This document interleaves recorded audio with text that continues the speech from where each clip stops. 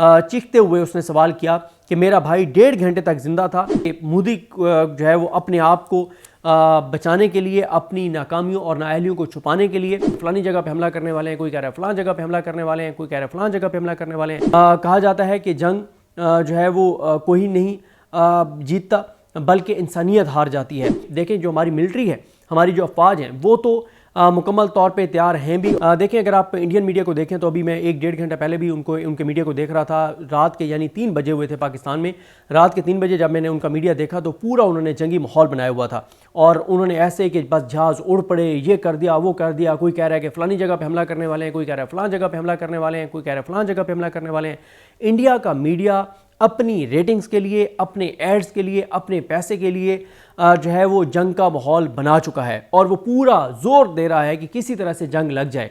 कहा जाता है कि जंग जो है वो कोई नहीं जीतता बल्कि इंसानियत हार जाती है। और हमें अप्रिशिएट करना चाहिए पाकिस्तान के सोशल मीडिया को, पाकिस्तान के मीडिया को, कि पाकिस्तान का मीडिया और सोशल मीडिया कोई जंगी माहौल नहीं बना रहे। देखें जंग अगर हो तो दोनों मुल्कों का नुकसान होता है, दोनों के बेगुनाह लोग जो हैं वो मारे जाते हैं, दोनों तरफ गुर्बत में इजाफा होता है, इकॉनमी डिस्टर्ब होती है और बहुत तबाही आती है। दोनों मुल्कों में तबाही आती है जब भी जंग होती है। और फिर पाकिस्तान और इंडिया तो न्यूक्लियर पावर्स हैं, तो लिहाजा ये बहुत बदकिस्मती की बात है कि इंडिया का जो मीडिया है वो आप देखते हैं तो वो जिस तरह से उनके ऊपर जंगी जुनून सवार है और वो पूरा जंग का माहौल बना चुके हैं। लेकिन पाकिस्तान में बिल्कुल ऐसा नहीं है। पाकिस्तान में चीज़ें बिल्कुल नॉर्मलाइज हैं, नॉर्मल चल रही हैं। इसमें देखें जो हमारी मिलिट्री है, हमारी जो अफवाज हैं वो तो मुकम्मल तौर पे तैयार हैं भी और तैयारी कर भी रही हैं, उनकी मूवमेंट्स भी हैं और सारी चीज़ें हैं। लेकिन अवाम में कोई उस तरह से आप नहीं देख रहे कि बिल्कुल जंगी जुनून सवार हो और कह रहे हो कि जी पाकिस्तान पहले हमला कर दे और ये कर दे। ऐसी सूरत हाल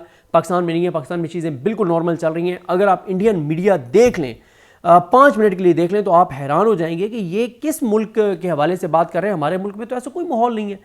तो ये इस वक्त इंडियन मीडिया जो है वो इस तरह का माहौल बना रहा है। लेकिन और LOC के ऊपर कुछ इतलात आ भी रही हैं कि वो सीज़ फायर जो एक मुआहदा है उसकी खिलाफवर्जी कर रहे हैं और 3-4 जगहों पे उन्होंने जो है वो फायरिंग वगैरह किया और पाकिस्तान की फ़ौज जो है वो भी उनको जवाब दे रही है। लेकिन उस सतह की कशीदगी नहीं है या उस सतह की कोई झड़पें या हालात की ख़राबी नहीं है जो इंडियन मीडिया जो है वो रिपोर्ट कर रहा है या क्लेम कर रहा है। दूसरा इसी से जुड़ा हुआ एक मामला, उस पर भी बात कर लेते हैं। ध्रुव राठी जिनके हवाले से मैंने बात की थी और मैंने कुछ सवालात उठाए थे कि जब वो व्लॉग करेंगे अपना पहला तो देखेंगे कि वो उसमें उन चीज़ों पे बात करते ही नहीं करते। मैंने इसलिए ये कहा था क्योंकि ध्रुव राठी जो है वो बड़े ज़बरदस्त व्लॉग्स करते हैं और मोदी की नाकामियों पर सवालात उठाते हैं। लेकिन जिस तरह से उनको थ्रेट्स मिल रहे थे और उनको थ्रेट कर रहे थे, उनके सेकंड लास्ट वीडियो के नीचे इंडिया के कुछ हिंदुत्व सोच के लोग कि कब तुम व्लॉग करोगे, कब तुम ये करोगे, कब तुम वो करोगे, तो मुझे ये खदशा था कि शायद उन दबाव में आके और ध्रुव राठी जो हैं वो सवाल शायद ना उठाएं जो उनको उठाने चाहिए। लेकिन ओवरऑल अगर आप बात करें तो उनका बड़ा बैलेंस्ड और बड़ा ज़बरदस्त उन्होंने व्लॉग किया और उन्होंने बड़े ज़बरदस्त सवाल उठाए। देखें इंडियन मीडिया, और ये बात अब मोदी को भी पता होनी चाहिए, उनकी हुकूमत को भी पता होनी चाहिए कि उनका मीडिया जिस तरह से पूरी तरह से एक जंगी माहौल बना के पाकिस्तान को अटैक कर रहा है और मोदी को बचा रहा है, उसकी नाकामियों को, नाअहलियों को बचा रहा है। लेकिन वहीं पे जो इंडिया का सोशल मीडिया है, जो उनके यूट्यूबर्स हैं, ध्रुव राठी से लेके और बाकी जो वहाँ पे इंडिपेंडेंट बात करते हैं, गैर जानबदाराना बात करते हैं, लॉजिक के साथ बात करते हैं, दलील के साथ बात करते हैं, सबूत के साथ बात करते हैं, तो वो तमाम सवालात उठा रहे हैं जो किसी भी जर्नलिस्ट को, जो किसी भी कंटेंट क्रिएटर को उठाने चाहिए, जो किसी भी शहरी को उठाने चाहिए।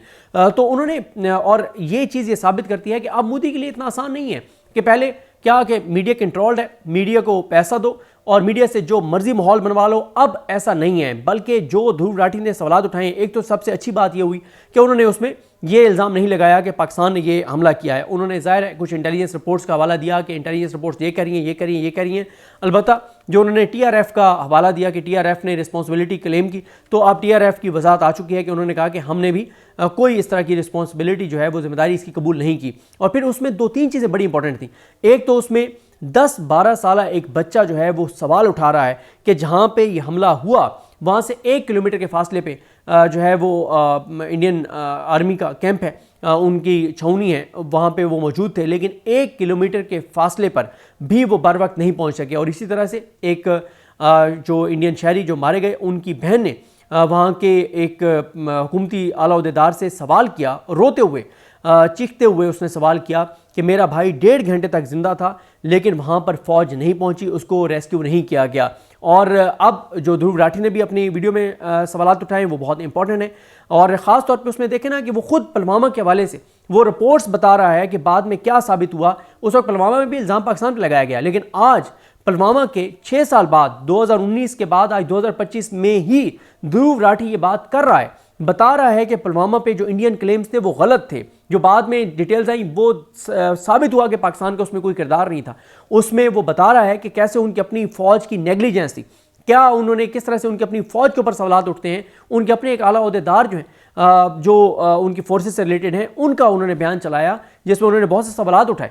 तो अब भी ऐसा ही है। और फिर जिस तरह से 2 चीज़ें उसने बड़ी अच्छी की, एक उसने ज़ाहिर है अपने मीडिया से पूछा कि आप क्यों नहीं ये सवाल उठा रहे, और साथ उसने जिस तरह से बताया कि 2014 से पहले बिल्कुल इंडिया में ये माहौल नहीं था कि जिस तरह का माहौल आज है, कि एक सेकुलर इंडिया को मोदी जो है वो एक हिंदुत्व सोच का बना रहा है और एक हिंदू मुल्क बना रहा है। और उसने बताया कि 2014 से पहले बिल्कुल ऐसा माहौल नहीं था कि मुसलमानों के अगेंस्ट कर दिया जाए हिंदुओं को, और हिंदुओं को खौफजदा कर दिया जाए कि मुसलमान तुम्हें नहीं छोड़ेंगे और मुसलमानों की आबादी में इजाफा हो रहा है और मुसलमान तुम्हें ये कर देंगे वो कर देंगे।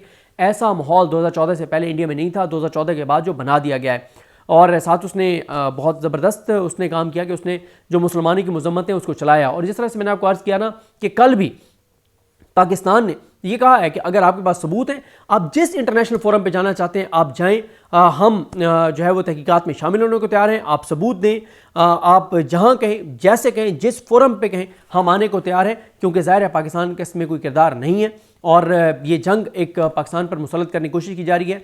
और ज़ाहिर है अगर जंग वो मुसल्लत करेंगे तो फिर पाकिस्तान के पास लड़ने के अलावा कोई ऑप्शन नहीं है। लेकिन जिस तरह से मैंने आगाज़ किया कि पाकिस्तानी हो, हम पाकिस्तानी बिल्कुल जंग नहीं चाहते, हम नहीं चाहते कि बेगुनाहों की जाने जाएं।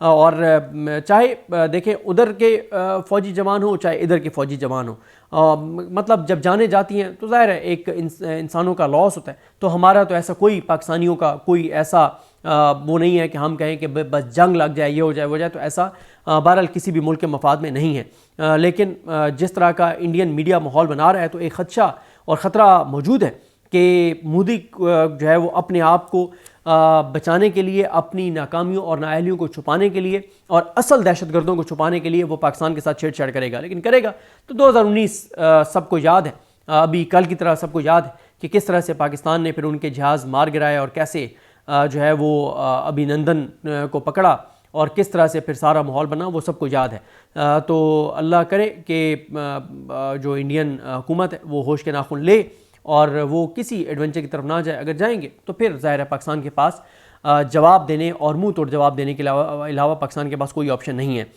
तो बाकी भी कुछ पहलू हैं, कुछ और उनके यूट्यूबर्स हैं जो बात कर रहे हैं, वो किस तरह से बात कर रहे हैं, उनका मीडिया इन चीज़ों पर बात करते रहेंगे। और पाकिस्तान से भी कुछ लोग नहीं, मतलब कोई 2-1 लोगों को मैंने देखा, वो भी ज़रा LOC की सूरत हाल को बढ़ा चढ़ा के बयान कर रहे थे। सिर्फ 2 लोग, वहाँ तो कोई 150-200 चैनल्स हैं ना, और बहुत से उनके लोग हैं जो उनके जर्नलिस्ट हैं वो कर रहे हैं। यहाँ पे 1 या 2 लोगों को मैंने देखा है। तो बहरहाल उनको भी ये काम नहीं करना चाहिए और पाकिस्तान को इस तरफ बिल्कुल, पाकिस्तान ना जा रहा है ना पाकिस्तान को इस तरफ जाना चाहिए कि पाकिस्तान कोई ऐसा जंगी माहौल बनाए। और तीसरा जो टॉपिक है वो ये है कि इमरान खान साहब जिनकी 20 मार्च से अपनी बहनों से मुलाकात नहीं हो रही और काफ़ी उन्होंने प्रोटेस्ट भी किया, इस पर खैर मैं डिटेल से भी बात करूँगा। इमरान खान की बहनें, ये जो 5-6 दिन चलता रहा, सुप्रीम कोर्ट में क्या चल रहा है, हाई कोर्ट में क्या चल रहा है, लेकिन अब ये बताया जा रहा है कि साकिब बशीर साहब ने भी इसको रिपोर्ट किया, फैसलाबाद खान साहब ने भी रिपोर्ट किया कि जो कायम मकाम chief justice Islamabad high court हैं सरफराज डोगर साहब, उन्होंने अलीमा खान साहबा को ये यकीन दहानी कराई है कि मंगल को अलीमा खान साहबा की इमरान खान साहब के साथ मुलाकात हो जाएगी। अब होती है नहीं होती देखना होगा। कुछ और भी डेवलपमेंट्स हुई हैं, इमरान खान साहब के केसेस जो हैं वो समाअत के लिए मुकर्रर हो गए, उनकी इंपॉर्टेंस क्या है और किन किन केसेस में इमरान खान गिरफ्तार हैं, इस पर भी तफसील से बात करेंगे और कि चीज़ें किस तरफ जाती हुई नज़र आ रही हैं। ख़ास तौर पे जो अलकादिर केस समाअत के लिए मुकर्रर हो गया है, ये एक बहुत बड़ी पेशरफ्त है।